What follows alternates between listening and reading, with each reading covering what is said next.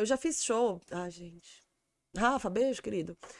Eu já fiz show embaixo de um prédio. Sabe no estacionamento onde tem os canos de descarga?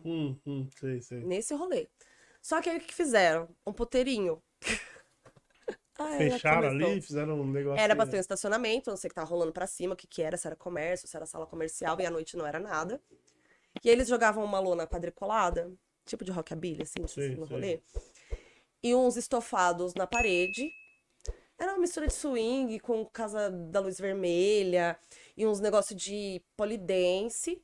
Uns caixão de som de paredão, né, que fala. Nunca fui no paredão ainda, preciso ir pra fazer texto, aquelas. E umas luzes verdes e roxas. Pá, pá, pá, pá. O som que a gente, que era comediante, tava na mesma mesa, a gente não conseguia se ouvir, a gente tava falando por WhatsApp, juro pra vocês. Puta merda. E só chegava uma galera diferenciada. Uma galera muito jovem, que não foi pra ver o stand-up. Chegava gente oferecendo de um tudo pra gente, sabe? Celular, droga, criança, tudo eles ofereciam pra gente. E aí você Criança fala. é foda. Aí você fala, cara, esse show vai ser uma bosta, porque esse público não é de stand-up. E honestamente foi o que aconteceu. Tinham vários. Como é que chama essas mesinhas de bar que são altas? Não lembro. Palco? Não. Então, você apoia a cerveja e fica conversando, não sei o quê. Tinham várias dessas. Em cada uma delas um negócio de narguile, sei lá. E o Aquelas povo. mesinhas redondas, eu sei. Porque não lembro o Esqueci o nome. nome. Né? É, mesinho. Mesinha sei. redonda, alta. Pra mim é alta, pelo menos. É teu nome, eu esqueci. Quando eu não precisar, eu lembro. No metrô eu vou lembrar. E o povo de costa pra gente, fumando, dando risada e conversando. E a gente falando com as paredes e com os canos que estavam dando descarga. E ficava... Puta. Então não era um público. E acontece esses roubados. Você é open mic, você vai onde o cara te chamar. Tem vaga em tal lugar. Vou. Na casa do chapéu, mas eu vou, saca? Então assim, tem públicos e públicos. Olha como é gostoso você ter o desafio de algumas... Aí eu li no Instagram do Fábio Lins hoje, que ele coloca assim, o cara falou assim, mas aí é censura. Não, censura é quando você não abriu a boca ainda. Aí é censura. Você não vai poder ouvir essa música, você não vai cantar sobre isso, não vai falar sobre isso, não vai escrever sobre isso. Isso é censura. A partir do momento que você falou e aí deu uma repercussão ou ofendeu alguém, aí você já tem que ter bom senso. Não é Então, eu questão tava de vendo uma censura. entrevista do... E a gente tá se desconstruindo, e é um desafio, rapidinho, Marcelo. É um desafio você se desconstruir ao ponto de saber que, cara, não é sobre mim, não tenho esse caso na família, mas eu acho que pode ser legal eu falar sobre outra coisa. Eu não preciso necessariamente ficar insistindo nesse tema. Sim. Embora exista gente pra caralho que consuma. Exatamente. Pra caralho. E assim, não é a galera da minha quebrada, por exemplo, porque a gente não pode pagar esse valor de ingresso. Cara, você faz uns R$300, né? E aí são muitas questões envolvidas. É verdade. Eu vi uma entrevista do Marco e do Filipinho, do Hermes e Renato, Sei. e eles foram questionados, né, sobre isso, porque o Hermes e Renato, se você pegar, por exemplo, hoje,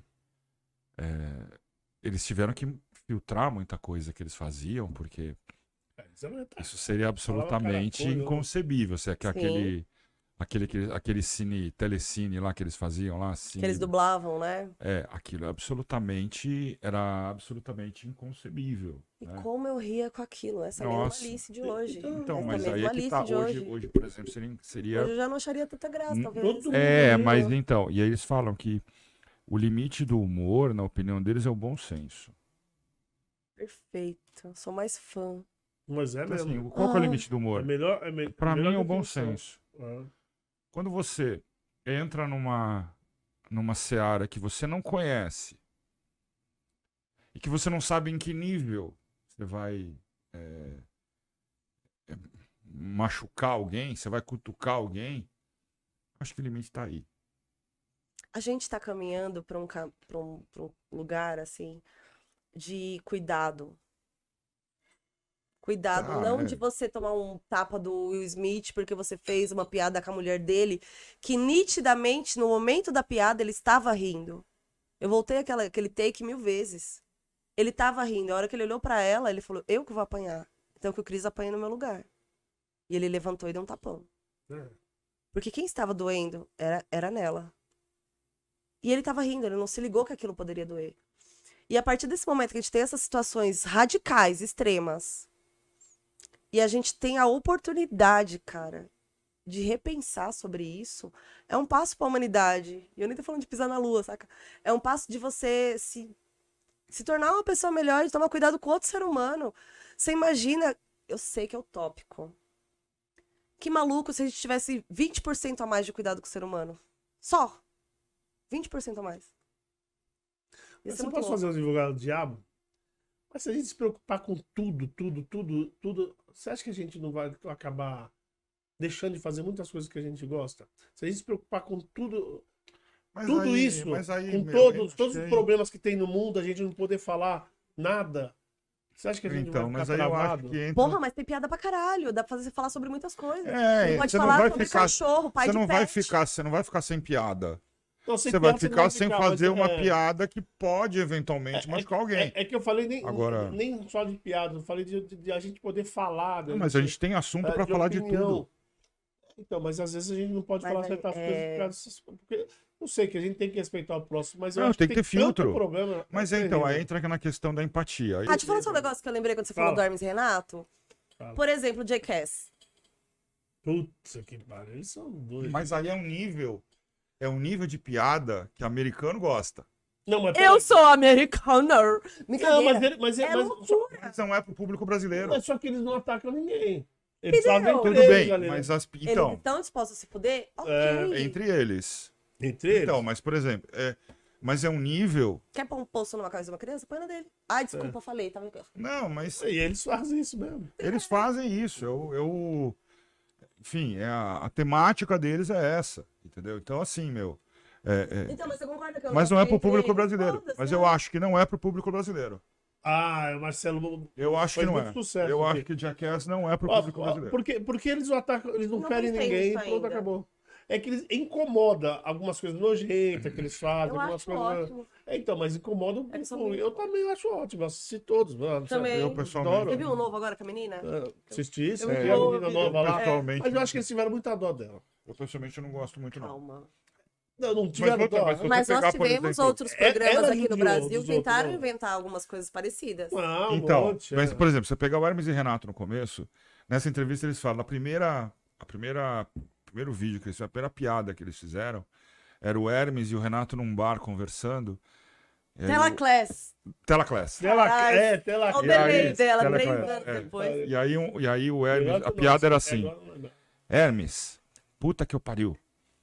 Eu acho que a tua mulher tá te traindo. Aí o outro fala assim, mas então por que você não dá um tiro naquela filha da puta? Aí o outro respondeu, porque eu só acho, caralho. Genial, saca? Mas faz essa piada hoje. Eu ri. Faz hoje. Pra dar um tiro na menina. É isso que eu tô falando. Tem alguma coisa errada na piada? Vamos lá, tem, porque eu dou risada dessa piada até hoje. Essa piada é linda, porque ele não atirou, porque ele só achava. Não, porque na verdade ele sabe que ele não tem direito nenhum de atirar numa mulher, nem ninguém. Hoje, você pensava isso em 2001? É complicado. A gente tinha essa preocupação em 2001?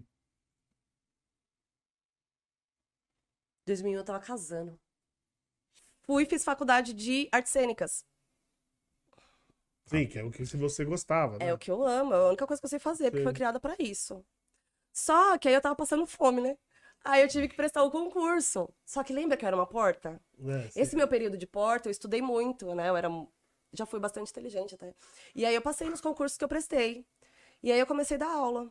Não, mas agora você falou um negócio que me gerou uma dúvida. Defina a porta.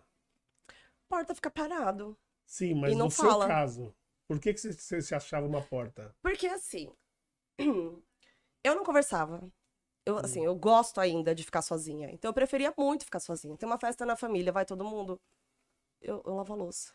Eu fazia qualquer coisa pra ficar em casa. Eu gosto até hoje de ficar em casa. E o lance do stand-up hoje veio pra me ajudar bastante. Porque eu saio de casa com o pretexto de trabalhar. Porque eu encaro como um trabalho de comprometimento, de responsabilidade, fazer as pessoas se divertirem. Sem dúvida. Mas, ao mesmo tempo, me ajuda a socializar e conhecer outras pessoas. Que apesar de hoje eu falar muito bem, não ser tão mais tímida quanto eu era antes, isso, assim, pra quem é muito tímido hoje na adolescência, não sei quem tá assistindo a gente, existe uma saída, saca? E quem me salvou foi a arte. Foi o teatro e foi essas pessoas malucas que, como eu já disse, eu tenho 40 anos.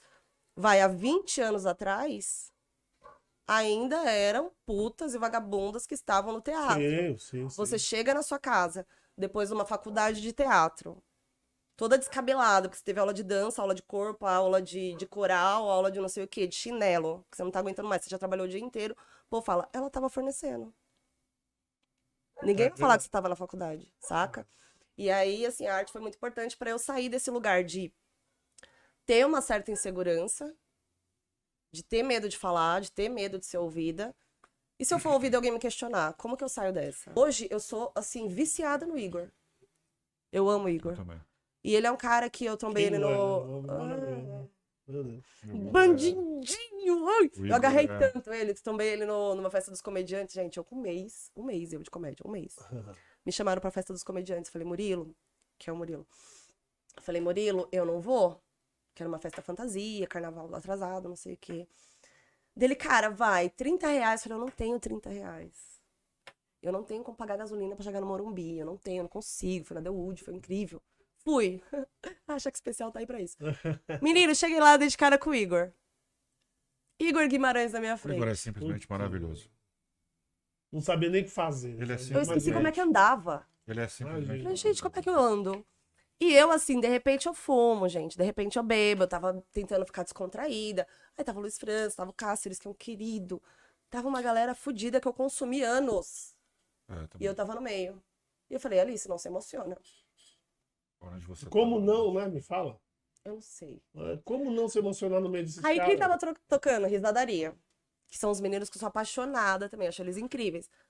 Falei, cara, isso aqui é um sonho. Foda-se. Vou me divertir. Aí comecei a dançar, não sei Me o quê. jogar já. Dali a pouco fiquei eu sozinha com o Igor. Eu caí das que eu pernas. faço? Fiquei assim, né? Eu sou o cordeirinho. E aí ele tava lá. Ele não fala. E ele não bebe, não fuma e não fala palavrão. Falei, gente, eu vou conversar o quê com ele? Que condições que eu tenho? Aí eu só toquei no braço dele e falei, gato, te consumi muito na pandemia. Você foi muito importante pra muitas pessoas que eu conheço. Porque a gente ficava trocando vídeos dele. Sim. Vídeos dele que tinha a ver com família. Porque a família de todo mundo é louca, né, gente? Não é uma exclusividade dele, nem nossa. E aí eu falei, cara, isso foi importante pra muita gente que eu conheço. E eu tinha um projeto online de saúde emocional. E a gente colocava os vídeos dele, porque embora ele levasse muito, até os vídeos mais antigos, ele levasse muito na brincadeira, são questões reais. E é por isso que a gente dá risada, porque a gente também passa por isso. É a questão da empatia, né, e tal. E aí eu falei isso pra ele, eu falei, ele não deve ter ouvido o que eu falei, porque eu tô bêbada. E aí ele me abraçou, ele, benigna. Ele é sensacional. Eu quase faleci. Eu falei, posso ir embora? Não preciso mais nada. Preciso de mais nada. Ele foi um fofo, assim. E você vai ver, o menino tem carinha de novo, de sonso. Ele tá mais de 10 anos tentando ser bom. Tem algumas coisas assim que você fala assim, putz, isso eu não posso contar de jeito nenhum. Ainda não. Nada. Você conta tudo que aconteceu com Eu tenho mais você. coisa ainda pra contar que aconteceu comigo, com pessoas que já foram assistir meu show. Tipo, o cara sabe que eu tô falando dele. E dá risada. Porque, assim, graças a Deus também, a gente... Com a idade, óbvio. Eu me relaciono com pessoas também muito maduras de acontecer, se acontecer isso. Eu falo, cara, eu preciso... Cara, isso vai virar texto. Porque é engraçado. E a pessoa fala, cara, desculpa, mas tá tudo bem, pode postar, mas pode usar como texto, mas não foi nesse sentido que eu queria que acontecesse. Tipo, eu não fiz pra ser engraçado, aconteceu. Então, se você se esforça também pra ser engraçado, fica muito automático, fica muito artificial. Mas você não tem medo do seu show um dia com os textos que você faz? Você não tem medo de cair no YouTube amanhã e dar algum problema? Não? Ou você acha que não dá? Olha, eu acho que esse risco de cair no YouTube e talvez me prejudicar é aquela história de vazar nudes no Brasil, né? Pode perder seu emprego. Ou você pode ficar famosa e ir pra Playboy e ficar rica e parar no Big No Brother. Playboy não mais, né? Pra Fazenda, no Big Brother. Entendeu? Putz, Então, assim, eu não vou... E as pessoas... Ai, sei lá, eu acho que eu tô numa frequência tão alta, louca, começa a falar de energia. Eu acho que eu tô numa frequência tão alta que eu sinto que as coisas que estão acontecendo na minha vida, inclusive as que estão dando errado, são para um bem maior, saca? Não tenho dúvida. E o que tiver Não que tenha acontecer, eu não vou ter domínio a respeito Não disso. tenha Eu não dúvida. posso. Não tenha dúvida. Eu não isso é o posso. seu campo energético que atua. Eu não posso ficar preocupada com o que eu não controlo. Então eu deixo fluir, eu deixo fluir. As pessoas estão vindo, as pessoas me dão parabéns pessoalmente, as pessoas me mandam mensagem depois. E, cara, isso é gratificante e parece Sim. que tá dando certo. Então vamos, deixa fluir.